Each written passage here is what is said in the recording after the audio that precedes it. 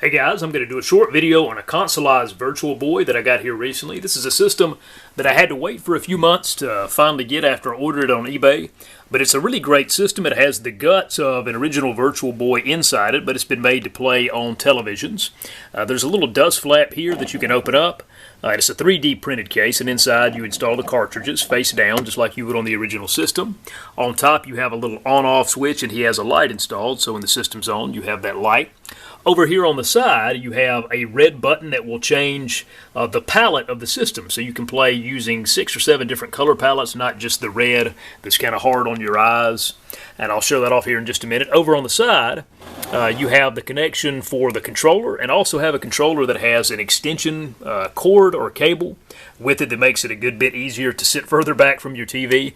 And you also have down here, like on the original, I think because it's from the system, you have that extension wire where they originally intended to have you connect with other people to play, like a Game Boy, but that never actually came to fruition.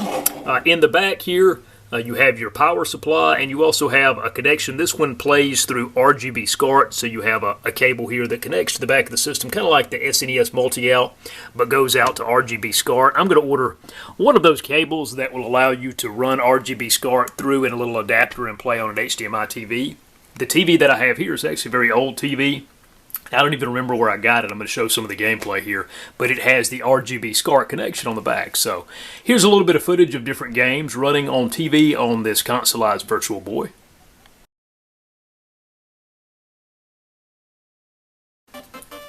Alright, this is Mario Tennis for the Consolized Virtual Boy. I have the green color palette selected. You have red, blue, green, black and white. Some of these that really make the game look better. It may not come across on this particular video, but the game looks really good on the TV. It's a lot better than the standard red. That's kind of the default position of the system itself.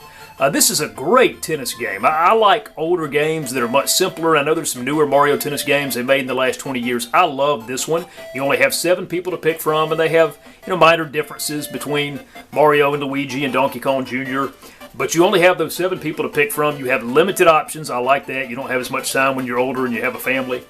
So you can just have an exhibition, or you can have a tournament. You have 3 difficulty levels.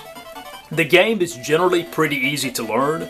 It beat on easy and normal, but after that it's more challenging on hard. And if you beat it on hard, then you get a code that has additional difficulty levels, so that gives you a great challenge and reason to come back to it. You have very simple controls. You have, and I'm trying to play this while kind of watching my screen here. You move Luigi around with just the left D-pad, which is nice. You don't use the right D-pad on the control stick on this particular game. There's nothing complicated. A and B serve to throw it up to serve, and B does more like a lob hit, and A does kind of your closer ground hit. And yeah, it's a really fun tennis game. I've spent a lot of time with this one. Really enjoyable game. It looks great on this Consolized Virtual Boy. I'm going to show one more game here in just a minute as I'm not paying attention because I'm talking. But yeah, this is Mario Tennis on the Consolized Virtual Boy.